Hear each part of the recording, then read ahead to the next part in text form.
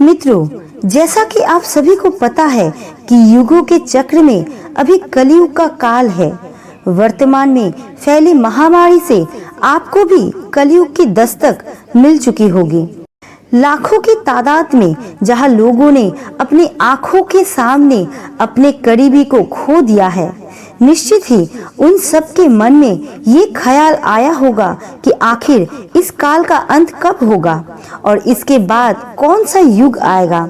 क्या उसमें भी हमें ऐसे परिस्थितियों का सामना करना पड़ेगा या परिस्थिति में कोई बदलाव आएगा। मित्रों, ये तो आप सभी जानते हैं कि हिंदू धर्म ग्रंथों में काल यानी समय को 4 युगों में बांटा गया है। सत्य युग, त्रेता युग, द्वापर युग और कलियुग। अभी हम लोग कलियुग में जी रहे हैं। कलियुग यानी एक ऐसा युग जिसमें मनुष्य जाति का मन अप्रसन्नता से भरा है। सभी आंतरिक रूप से खुश नहीं हैं। धर्म का सिर्फ 1/4 भाग रह गया है। वर्तमान परिस्थिति में ये सार्थक होता हुआ भी दिख रहा है। आज चारों ओर सिर्फ लोभ, भय, अज्ञानता, प्रतिशोध यही दिखाई देता है। पुराणों में कलियुग को इंसानों के लिए श्राप के बराबर माना गया है। लेकिन मित्रों, क्या आपने कभी ये सोचा है कि इस शापित युग का शुरुआत कब हुआ था या फिर इसका अंत कब होगा और उसके बाद कौन सा युग आएगा? तो चलिए आज की इस वीडियो में हम जानेंगे कि कलियुग के बाद का युग कौन सा होगा। वीडियो को शुरू करने से पहले हमारे चैनल को लाइक एंड सब्सक्राइब जरूर करें और कमेंट्स में जय श्री विष्णु जरूर लिखें। युगों का परिवर्तन। हिंदू ग्रंथों के अनुसार युगों के परिवर्तन का ये 22वां चक्र चल रहा है। गीता में भी इस बात का विस्तार पूर्वक कथन है। गीता के अनुसार परिवर्तन ही इस सृष्टि का नियम है। जैसे जीवात्मा एक शरीर से निकलकर दूसरे शरीर में प्रवेश करती है, दिन के बाद रात होती है। जैसे ऋतु भी अपने निर्धारित समय के साथ परिवर्तित होती है, ठीक उसी तरह एक अवधारित समय के बाद इस सृष्टि में युगों का परिवर्तन होना भी दृढ़ सत्य है। कलियुग कैसा होगा? ग्रंथों में कलियुग से जुड़ी विषय का विस्तार पूर्वक कथन है, जिसके अनुसार भगवान विष्णु जी ने कहा, जब दुनिया पाप और भ्रष्टाचार से भर जाएगा तब समझ लेना कि कलियुग की शुरुआत हो चुका है। कलियुग की शुरुआत स्त्रियों के केशों से होगी। अभी जिन केशों को स्त्रियों का सौंदर्य माना जाता है, उन्हीं केशों को कलियुग की स्त्रियां कटवाना शुरू कर देगी और सभी स्त्री पुरुष सुंदर दिखने के लिए अपने बालों को रंगना शुरू कर देंगे और फिर कलियुग में किसी के भी बाल लंबे और काले नहीं दिखाई देंगे। कलियुग में पाप इतना बढ़ जाएगा कि नदियां सूख जाएगी, गाय दूध देना बंद कर देगी और पारिवारिक संबंध लगभग समाप्त हो जाएंगे। इसके बाद जिस दिन बेटा अपने बाप पर हाथ उठाने लगेगा, उस दिन समझ लेना कि कलियुग शुरू हो चुका है। और इतना ही नहीं, जब हर घर में हिंसा, मारपीट, झगड़ा होने लगेंगे, कोई आपस में मिलकर नहीं रहेगा, लोग अपने ही घर में अपनों को तिरस्कार करने लगेंगे, तब समझ लेना कि कलियुग अपने चरम पर पहुंच चुका है।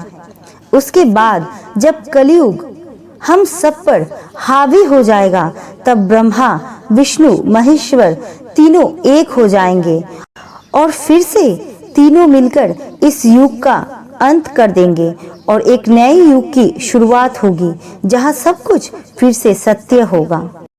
कलियुग का समय काल।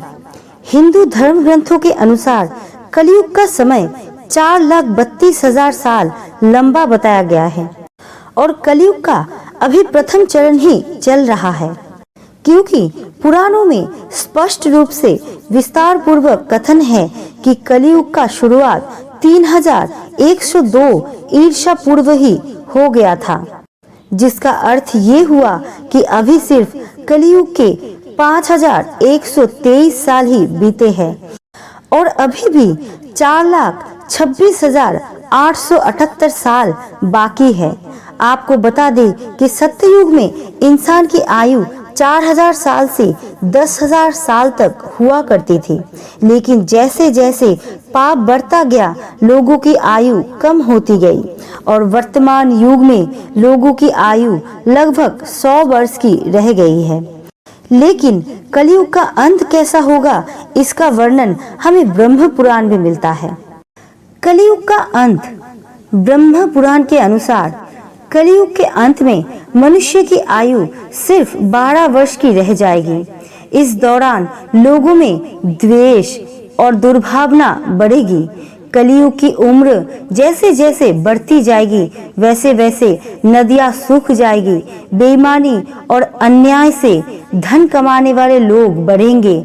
धन के लालच में इंसान किसी की भी हत्या करने में भी हिचकिचाएंगे नहीं। मनुष्य पूजा पाठ, व्रत, उपवास और सभी धार्मिक काम करना बंद कर देंगे। गाय दूध देना बंद कर देगी। मानवता खत्म हो जाएगी। लड़कियां बिल्कुल भी सुरक्षित नहीं रहेगी। उनका अपने ही घर में शोषण होगा। अपने घर के लोग उनके साथ व्यभिचार करेंगे। बाप बेटी, भाई बहन कोई रिश्ते नहीं रह जाएंगे। एक भाई दूसरे भाई का ही शत्रु हो जाएगा। शादी जैसे पवित्र रिश्ता भी अपवित्र हो जाएगा। किसी की भी शादीशुदा जिंदगी ठीक से नहीं चलेगी।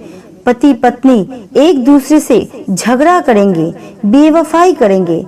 कलयुग में समाज एक दूसरे से हिंसा करने लगेंगे, एक दूसरे की बुराइयां करने लगेंगे, एक दूसरे को कष्ट देने लगेंगे। जो लोग बलवान होंगे उनका ही राज चलेगा। और जब चारों ओर आतंक अपनी चरम सीमा पर पहुंच जाएगा तब भगवान विष्णु कल की अवतार लेके धरती पर आएंगे और धरती से समस्त अधर्मियों का नाश करेंगे। वही शिव पुराण में भी कलयुग के बारे में वर्णन किया गया है। शिव पुराण के अनुसार घोर कलयुग आने पर इंसान अच्छे कर्म करना छोड़कर बुरे कर्म, अनाचार में फंस जाएंगे, यानी गलत कार्य में उलझ जाएंगे और सबके सब सत्य से मुंह फेर लेंगे। हमेशा दूसरों की निंदा से खुश होंगे। मन में दूसरों के धन को प्राप्त करने की इच्छा रखेंगे। पराई स्त्रियों पर इंसान का मन आकर्षित होने लगेगा। ये ऐसा युग होगा जिसमें मनुष्य घोर नास्तिक होंगे और नीच बुद्धि वाले होंगे। संतान अपने माता पिता से द्वेष रखेगी। ब्राह्मण वेद को बेचकर जीविका चलाएंगे। लोग धन का उपार्जन करने के लिए ही विद्या का अभ्यास करेंगे और मन में मोहित रहेंगे। तीनों काल की संधि उपासना से दूर रहेंगे। इसके अलावा सभी क्षत्रिय भी धर्म का त्याग कर देंगे। उनमें प्रसिद्धि का अभाव होगा। वे दूसरों के घर में चोरी करके अपना दिन गुजारेंगे। वो अपना काम छोड़कर बेकार में समय बर्बाद करेंगे। स्वयं को राजा मानकर स्त्रियों के साथ वैवाहिक संबंध स्थापित करेंगे। कलयुग की स्त्रियां भी भ्रष्ट और पति का अपमान करने वाली होंगी। वृद्ध सास ससुर से घृणा करेंगी, उनका अपमान करेंगी। स्त्रियां किसी का बात नहीं मानेंगी, मलिन भोजन करेंगे। उनका स्वभाव बहुत बुरा होगा और वे अपने पति की सेवा से सदा दूर ही रहेंगे। मित्रों, आज शिव पुराण में कहे गए ये सारी बातें सच में घटित होता दिखाई दे रही है, जबकि कलयुग ने अभी मात्र 5000 साल ही पूरे किए हैं और इसे समाप्त होने में अभी लाखों वर्ष बाकी है। तो जरा सोचिए, कलयुग जब अपनी चरम सीमा पर होगा तो उस समय क्या होगा। इसके अलावा भगवान श्री कृष्ण ने कहा है कि कलयुग का अंत कैसे होगा, इसका वर्णन महाभारत में किया गया है। श्री कृष्ण के अनुसार कलयुग के अंत के समय बड़े बड़े भयंकर युद्ध होंगे। भारी वर्षा, प्रचंड आंधी और जोरों की गर्मी पड़ेगी। लोग खेती काट लेंगे, कपड़े चुरा लेंगे, चोर अपने ही जैसे चोरों की संपत्ति चुराने लगेंगे। कलयुग के अंत के समय में मनुष्य की आयु अधिक से अधिक 12 वर्ष की होगी। मनुष्य लोभ, लालच, क्रोध, दुर्बलता, वृद्धता और शोक से ग्रस्त होंगे। उस समय रोगों के कारण इंद्रियां क्षीण हो जाएगा। इसके बाद श्री कृष्ण आगे कहते हैं, कलयुग में जब पाप अपने चरम सीमा पर पहुंच जाएगा और धरती लोक में धर्म पूरी तरह से समाप्त होने लगेगा, तब मैं कल के रूप में अवतरित होकर इस धरती को पापों से मुक्त करूंगा और उसके बाद जो नया युग आएगा उसे सत्य युग कहलाएगा। अर्थात सृष्टि अपने युग परिवर्तन का 22वां चक्र पूरा करके 23वें चक्र में प्रवेश करेगी और नए युग का प्रारंभ होगा। सत्ययुग कैसा होगा? सत्ययुग का समय काल 17,28,000 वर्ष होगी। इस युग में मनुष्य की आयु 4,000 से 10,000 वर्ष होगी। धरती लोक पर फिर से धर्म की स्थापना होगी। इंसान इंद्रिय सुख से ज्यादा मानसिक सुखों पर जोर देंगे। इंसान एक दूसरे से नफरत नहीं करेंगे और चारों ओर प्यार ही प्यार होगा। मानवता की पुनः स्थापना होगी। मनुष्य को परम ज्ञान की प्राप्ति होगी। लोग पूजा पाठ में विश्वास करेंगे। सत्य युग में इंसान तपस्या के द्वारा भगवान से बात कर सकेंगे। इस युग में लोगों को अपने शारीरिक इंद्रिय पर संपूर्ण नियंत्रण होगा। आत्मा का परमात्मा के साथ मिलन से सभी सुखी होंगे। अर्थात सत्य युग को इस सृष्टि का स्वर्ण युग कहा जाएगा। लेकिन मित्रों, सत्ययुग के आने में अभी बहुत लंबा समय बाकी है। इसलिए हम लोगों को कलयुग में ही अपने धर्म और कर्म से सत्ययुग की मनुष्य की तरह जीने का कार्य करना चाहिए, क्योंकि ग्रंथों में भी इस बात का वर्णन मिलता है कि कलयुग में भी जो लोग धर्म और कर्म पर विश्वास रखेंगे उन्हें भी सत्ययुग के मनुष्य की तरह ही सुख की प्राप्ति होगी। दोस्तों, आपको ये वीडियो कैसे लगे कमेंट्स में जरूर बताना और अगर अच्छे लगे तो चैनल को लाइक एंड सब्सक्राइब जरूर करना। आपका कीमती समय देने के लिए दिल से शुक्रिया।